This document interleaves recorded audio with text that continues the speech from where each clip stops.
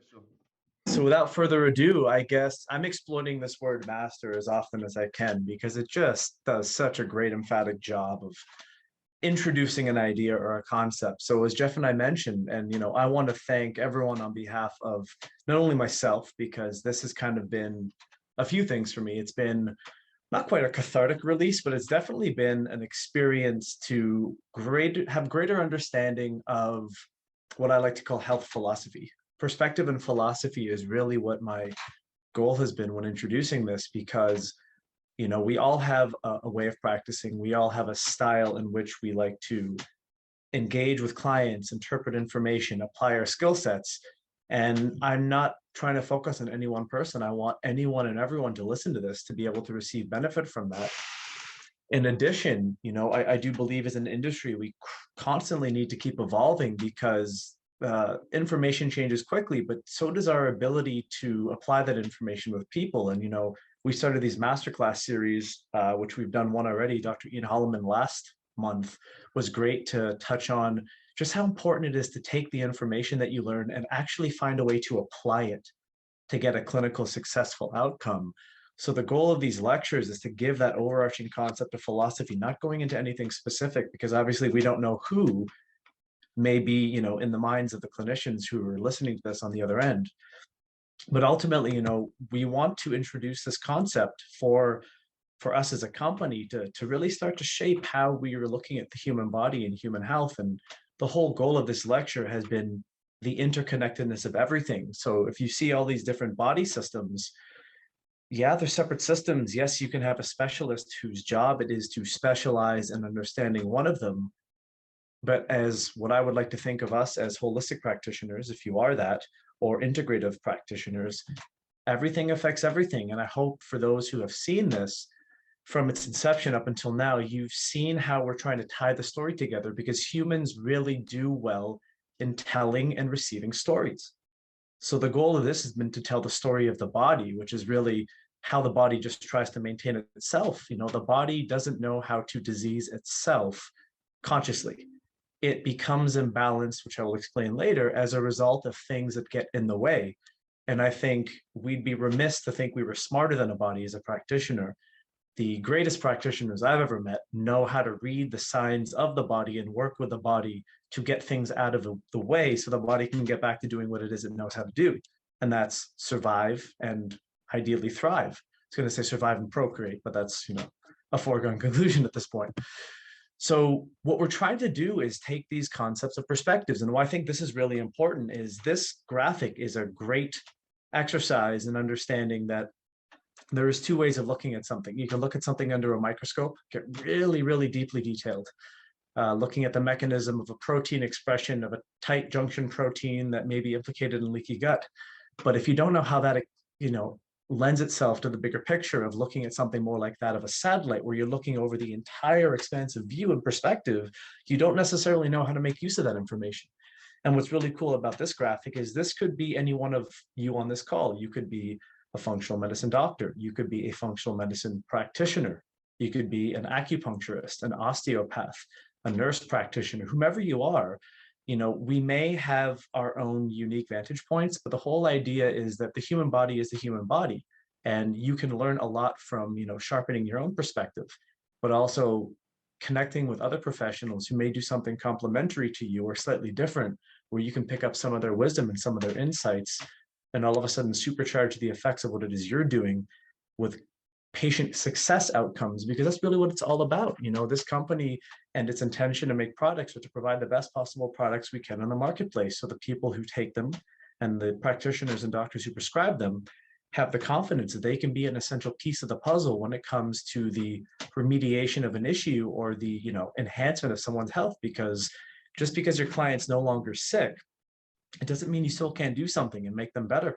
That's the population I work with. People are on the absolute edge of performance. And it's shocking what you can do to someone in terms of their ability to recover. If I have extra time at the end, I'll tell you a story about a professional athlete I'm working with. Just focusing on his digestion, his exercise performance and recovery has gone through the roof. And it's boggling his mind, and not mine, but I'm very pleasantly surprised.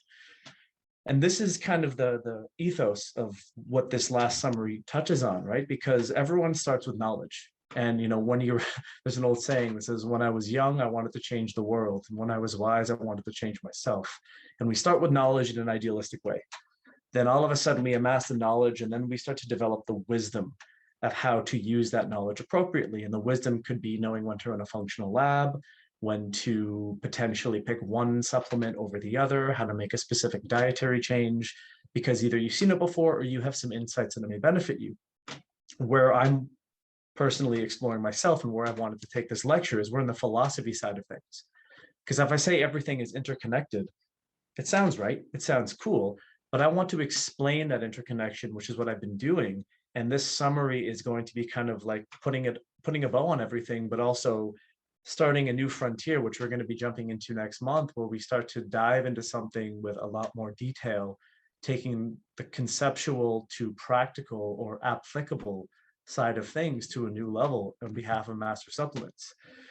So I'm not going to try to sing the song that everyone knows, but if this pumps you up, you can put it on in the background. Just make sure your microphone's muted, please.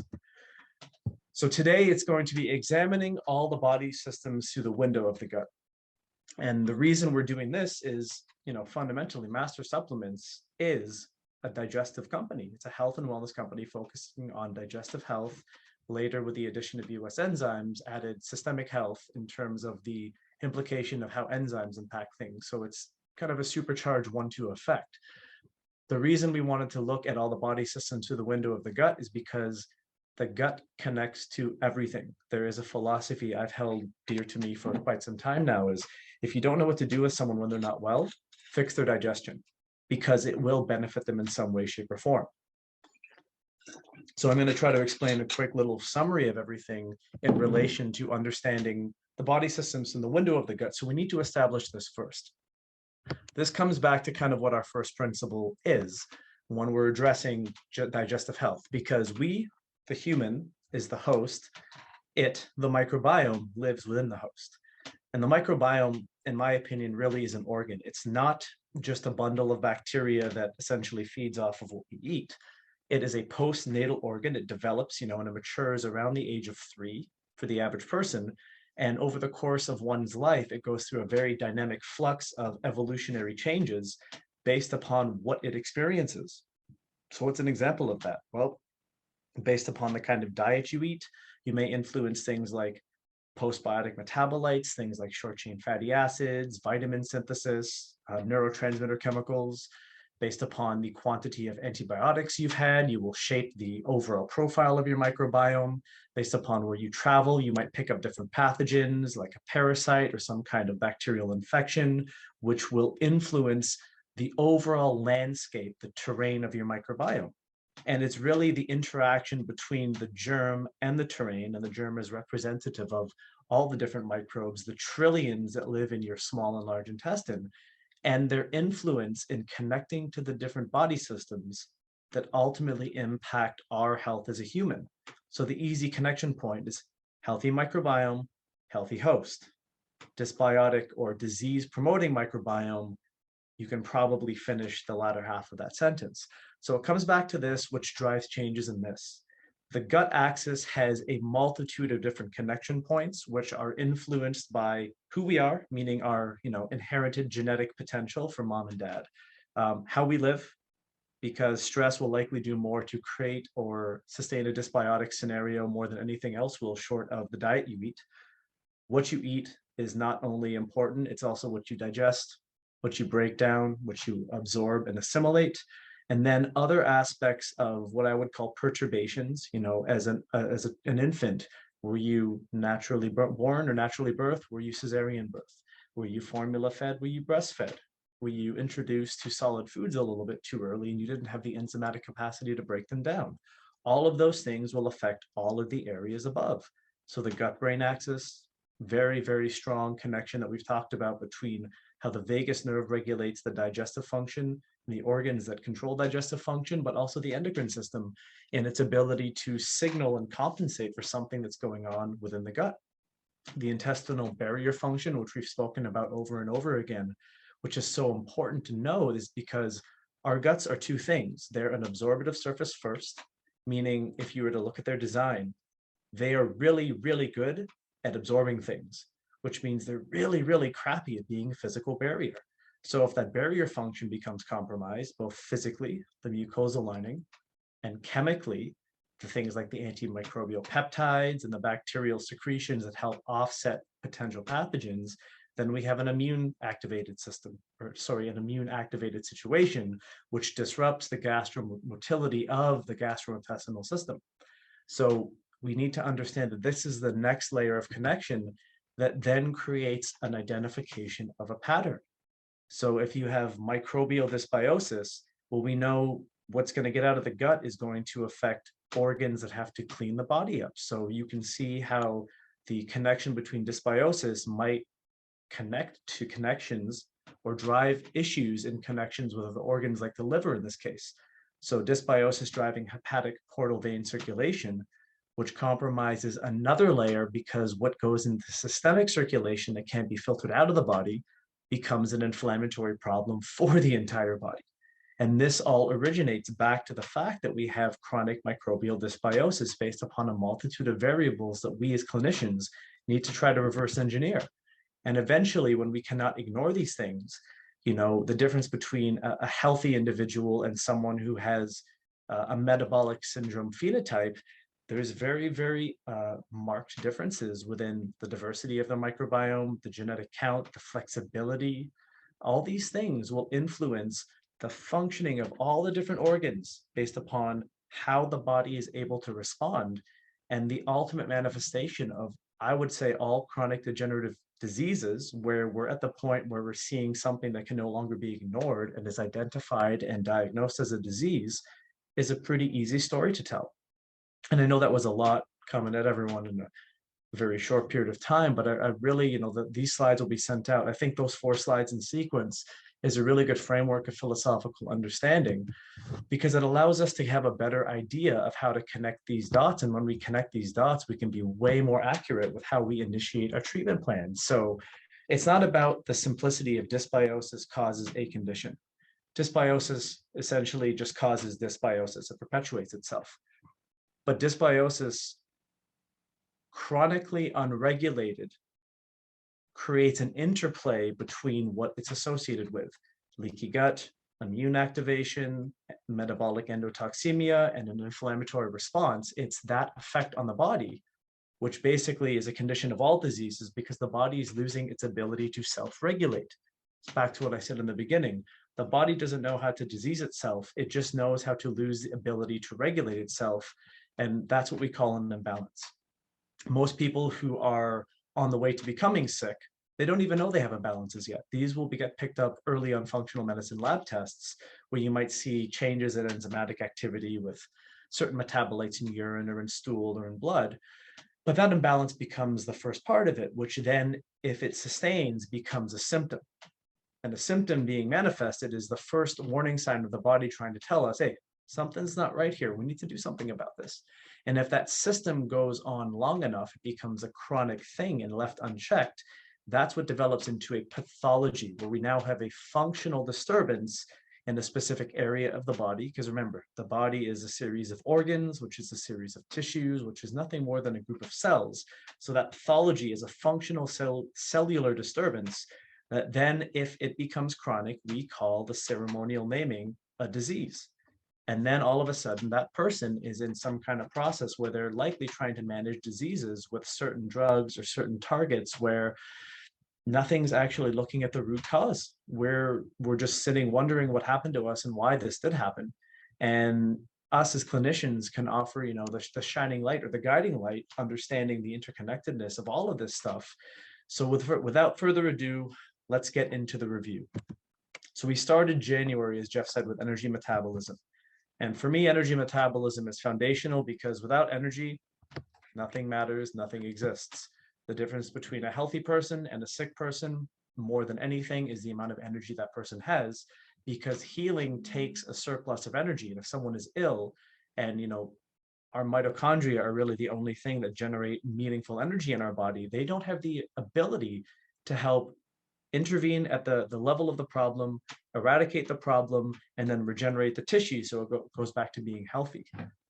look at all these conditions or diseases that are connected to mitochondrial function. And it's an important thing to remember that we as an energetic being are the sum of how our mitochondria as a unit makes energy, because each cell has hundreds to thousands of mitochondria.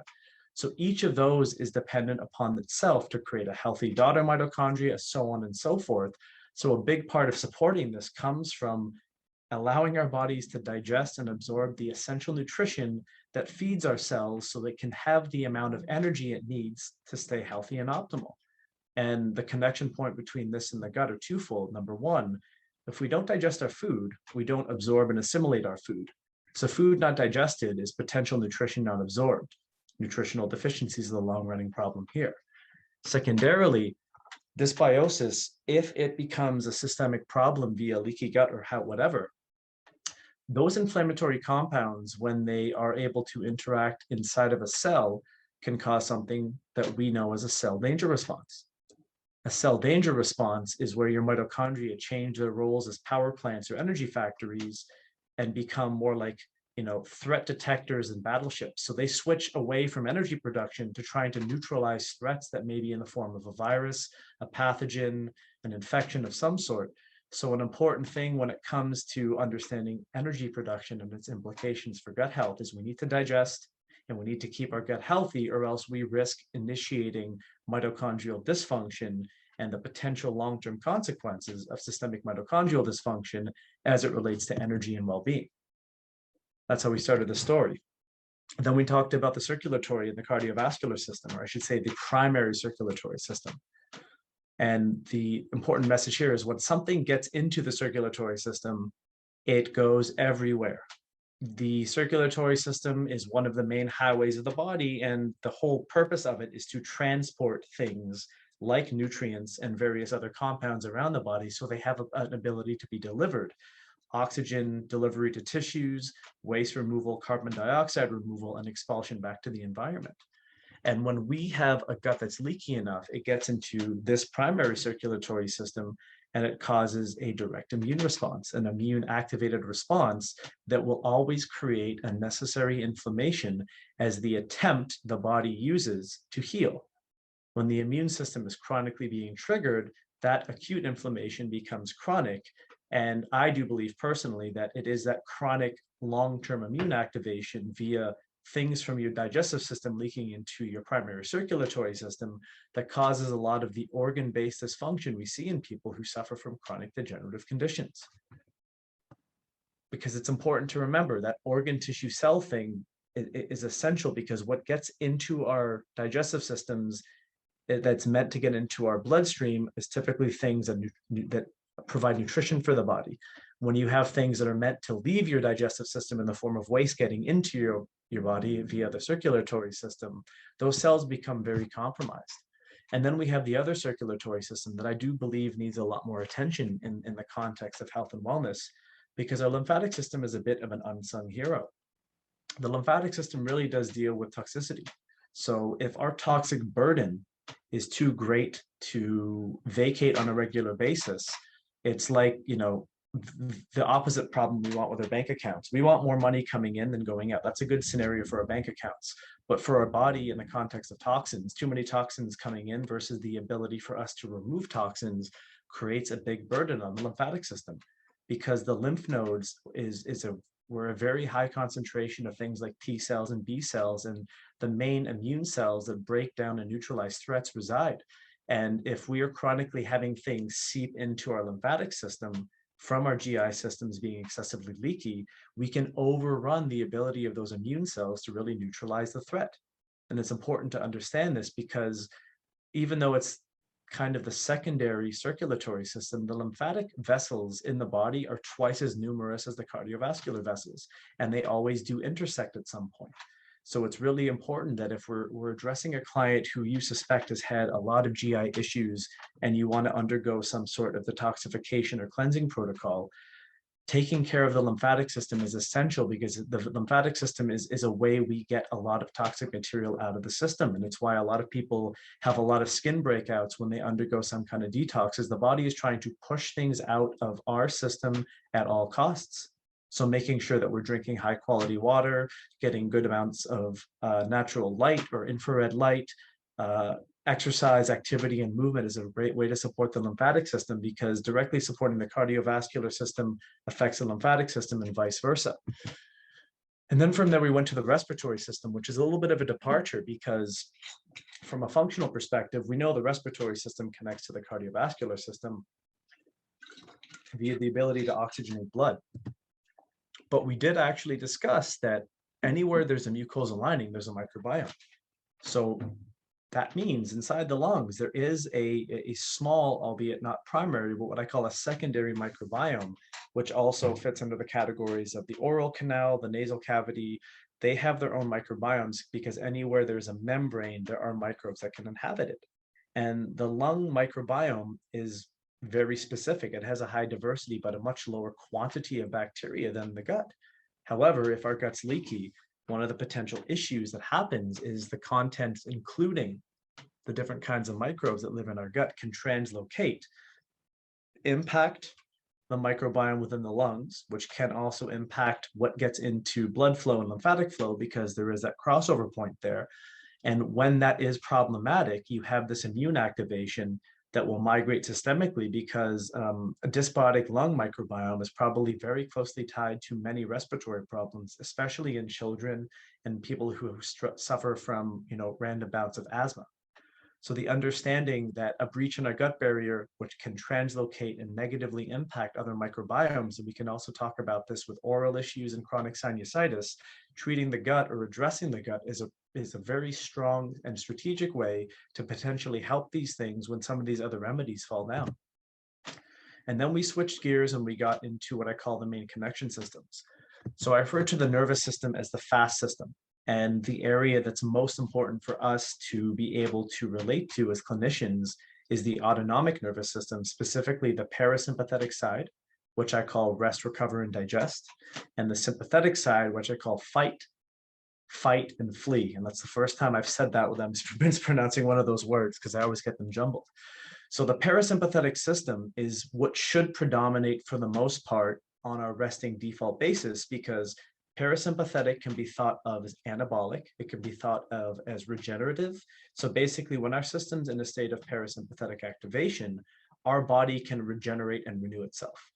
When we get into a sympathetic system, the opposite happens. Sympathetic is catabolic, which means it's increasing breakdown, because sympathetic drive activates adrenal response, catecholamine release. So it basically prepares our body to deal with some kind of stressful threat or stressful situation.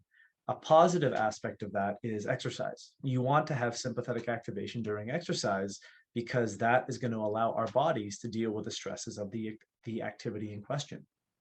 However, if someone's having a chronic sympathetic activation just living in day-to-day life, well, not only are they going to overuse resources, like go through energy faster, go through vitamins and minerals and things of that nature, they're going to excessively run on stress hormones, which is the antithesis of digestion, because the gut-brain axis is most accurately connected and mediated by the vagus nerve.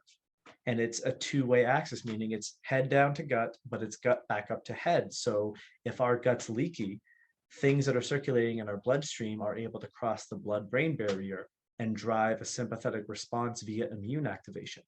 And if we have leaky gut, it's very possible that we have this phenomenon called leaky brain, because the tight junctions of the blood-brain barrier are very similar to that of the digestive system. So if someone's chronically burning the midnight oil and they're running on sympathetic reserve, there's a period of time to where A, their health will start to become compromised, B, they will have chronic maldigestion and possibly issues with long-term nutritional status, because their body is never in an appropriate state to properly digest. So how do we address this?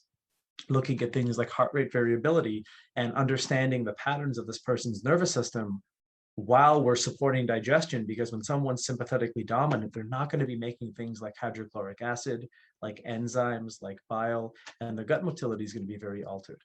And this is where a lot of people who are sick are, because the sympathetic system is trying to compensate for the threat that's existing in their bodies, which then ties into the endocrine system, because if the nervous system is the fast system, excuse me, The endocrine system is what I call the slow system, which kind of picks up the slack among other things. But we talked about most things being mediated by the hypothalamus, the pituitary, and the adrenal axis, which also means the thyroid comes into play. And anytime there are issues with inflammation, dysbiosis, immune activation, there is going to be a shift in the endocrine system. An example for men is if their blood sugar is very high chronically, their cortisol is very high, their growth hormone levels and their testosterone is going to be low, and their estrogen is going to go up.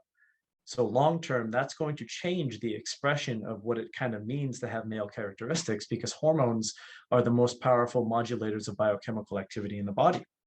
We look at a lot of the things that females struggle with. Women have a much more sensitive endocrine system because you can bear life, and the delicate balance of trying to maintain that will mean that the endocrine system will be very much easily perturbed, and things like hypothyroidism, which typically becomes more problematic in women, autoimmunity, and a different kind of pattern. Whereas, with men, high blood sugar and high cortisol drops testosterone levels. Sometimes with women, it can raise testosterone levels, and you have high androgens, which can drive things like endometriosis and PCOS.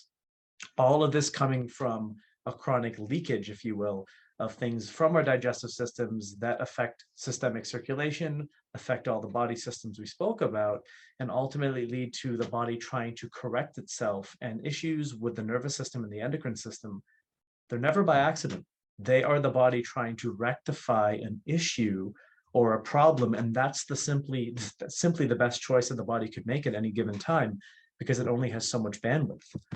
And as Jeff did mention, there are a lot of other systems that we didn't have a chance to get to. And I just wanted to, kind of draw a connection to one, because, our skin is the largest organ in the body. And the skin is a window of insight into the overall health of the person.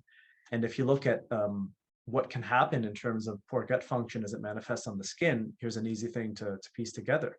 So if someone has a combination of psychological stresses, which can influence and does influence dietary habits, it can also influence everything we talked about, which results in issues with motility and digestive function. All of those things will come together and create a disruption of the normal microbiome, which we know drives an activation of the immune system and that necessary inflammatory response.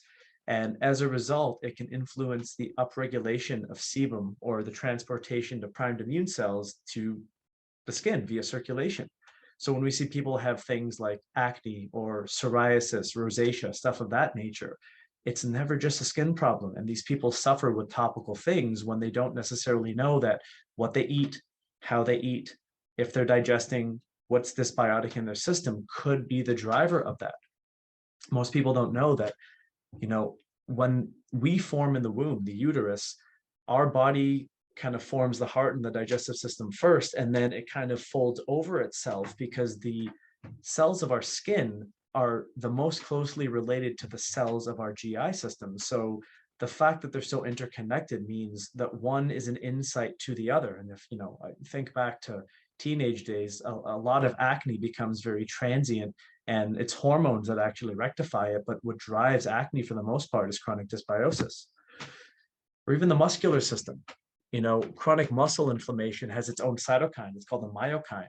And in some cases, it can be positive when it's induced by exercise. But if you think about people who have things like chronic fatigue syndrome, fibromyalgia, well, they have a combination of dysbiosis, gut-brain disruption, which we call central sensitization, and they often have really, really sensitive muscle tissue. They are always in pain to some degree. And that's one population. The population I deal with is the pro athlete group, where they're stressing their systems to the max to eke every ounce of performance out of it. So excessive amounts of exercise has a negative correlation with overall digestive function. And then we're adding physical trauma, which can cause issues with the gut-brain axis. Head trauma, concussions will eventually cause some issue with digestion and the endocrine and nervous system, because the brain can't regulate itself properly, which means the vagus nerve can no longer signal and digestion becomes compromised. So it's understanding these connection points that's really an important thing that allows me to kind of bring it to this, which, I want to introduce something at the end of this. So if it all interconnects, we need to know that an area of imbalance within the gut will cause some degree of systemic imbalance. I hope that I've communicated this philosophy well, because it's a really, really good starting point to think about what to do with someone when you may not know what action to take to address their symptoms. You still need to support the body as a whole. So from an intervention philosophy, it's really important to address the main concern or the priorities of the client, because the person is going to come in wanting something to feel better in them, but you have to kind of, you know, think clinician and speak client, because you need to think about the systemic support simultaneously. If someone's coming in with joint pain, well, you're not just going to give them a natural anti-inflammatory. You're going to start thinking, well, what can cause joint pain? Could they have leaky gut that may be driving some kind of immune response, and they're eating a food that they're sensitive to, and these immune complexes might be settling in joint tissue? Again, it comes back to you guys and girls as the clinician to figure that in. So it's try to tie the connections together of what does the client desire? What does the body tell you in terms of symptom manifestation? This is understanding the idea of symptomatology and what the client can communicate to you about how they're feeling and what they're experiencing. And also, what does the body tell you biochemically? What do the blood labs say? What do the functional medicine labs say? What does the stool test give you in terms of insights? Because it's this that you can use to identify and make a decision that has a systems thinking outcome, and the systems thinking outcome can create a systems thinking benefit. So this is really what it's all about. It's the order of operations of the body, because it does have an order of operations. And I do believe the most important consideration is what I took away from Ian's talk last month is, what is the client ready for? What variables need to come together to push them in the right direction? Because personally speaking, you know, when I started working with clients, I tried to come up with the best, most comprehensive plan that would get everything in one shot.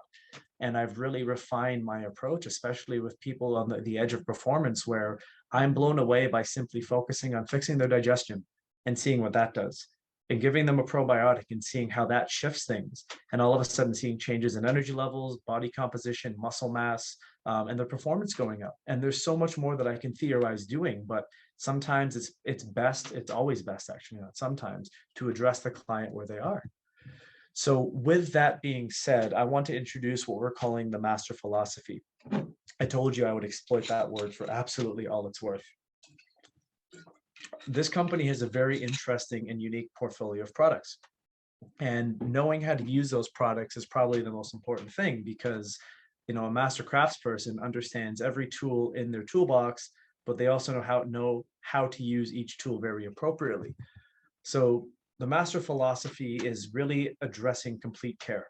And you have to understand what I mentioned as the order of operations of the body, because we're framing the GI system as the window into the body. The gut is still technically the outside of the body. What I mean by that is it's the last thing between you and systemic circulation. So I define that as the outside. So this is the area of focus. This is the area of specific attention, because anything that breaks down barrier function has a multitude of consequences. And then as a result, the body has to do something to try to preserve itself. So I look at it as, and the minute you have a breakdown in barrier function, the main system of intervention, the immune system, is what's going to intervene. And we know the story of the immune system. To deal with a threat, it raises inflammation. Acute inflammation is good. It's a positive initiation to healing. Chronic inflammation, not so good. It is the precipitating path to degeneration, which we try to avoid, and we can actually reverse if we get it in the right timing, or if we can push things in the right direction, if that person has enough health reserve left. So that intervention system is the tipping point, because then it's going to change the main systems of communication in the body, because as I mentioned, the nervous system and the endocrine system are going to compensate in the way they know how to keep the body going. And then if this goes in tandem with trying to get something out of the body or to neutralize a threat, then you have to consider the circulatory and the detox systems. So the kidneys, which did not cover, the liver, which we did not cover, but the skin, the lymphatic system, and the circulatory system all work as a team to try to evacuate things that are in the body that are not meant to be. So what the body presents as a imbalance, symptom, condition, disease manifestation is essentially the end result of the failure to resolve the main issue. And this is the philosophy that I want all health professionals to understand, and integrate in their way of doing so, because everyone can help someone to some degree. It doesn't mean you can fix it all the time, but if you get that person on the right path, it's also going to help them become way more empowered to figure out what their next steps are that they need to take to deal with their situation. So the master philosophy dovetails into the product guide framework that I've created in a very step 1, 2, 3 process. So for me, step 1 is subdivided into 1A and 1B, and this is what I call creating a foundation, because the base layer of the focus is within the gut, the digestive system or digestion, and the microbiome, specifically addressing the microbiota, the species of bacteria in the gut, and its connection with the immune and the brain axis is going to be the easiest to address, or what I like to think of as the lowest hanging fruit. So when you don't know what to do with someone, or you don't necessarily have the best plan of action because you haven't spent enough time with that person yet, I would hazard a guess to say that everyone who's suffering from some kind of issue doesn't digest food well. I can't tell you how many times, like, oh yeah, I go to the bathroom regularly. Oh, I do well. A lot of people don't even know what good digestion is.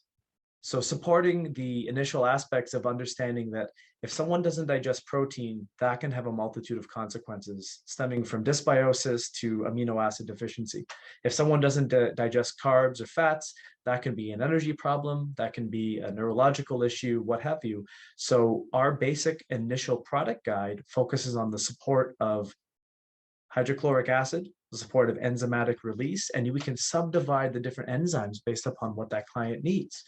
If you know that client has issues metabolizing and digesting fats, that's when you would pick something like an enzylase over a digestion.